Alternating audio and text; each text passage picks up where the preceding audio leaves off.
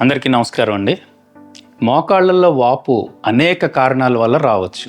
అందులో సాధారణమైనది మొట్టమొదటిది మోకాళ్ళ దగ్గర ఉన్న లెగమెంట్ ఇంజరీ కానీ, మెనిస్కల్ ఇంజరీ కానీ, గాయం అవడం వల్ల కానీ, చిన్న చిన్న ఫ్రాక్చర్స్ అవ్వడం వల్ల కానీ, మోకాళ్ళ జాయింట్లోకి రక్తస్రావం జరగడం ద్వారా కానీ, సాధారణంగా ఏసీఎల్ ఇంజరీలో తీవ్రమైన రక్తస్రావం ఉంటుంది. ఇవన్నీ గాయాల కారణంగా మోకాళ్ళలో వాపు వచ్చాయి. అయితే ఇన్ఫ్లమేటరీ కండిషన్స్ అంటే రుమటాయిడ్ ఆర్థరైటిస్ వల్ల కానీ, గౌటీ ఆర్థరైటిస్ వల్ల కానీ, ఆటో ఇమ్యూన్ డిసీజెస్ వల్ల కానీ మోకాళ్ళలో వాపు ఖచ్చితంగా వచ్చేదానికి అవకాశం ఉంటుంది. ఇవి మాత్రమే కాకుండా అనేక రకాల ఇన్ఫెక్షన్స్ కూడా మోకాళ్ళల్లో వాపుకి కారణాలుగా మారుతూ ఉంటాయి.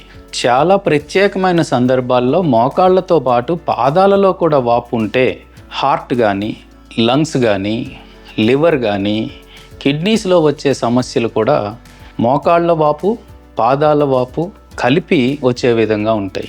వీటిని మనం ముందుగానే పసిగట్టుకోవాలి.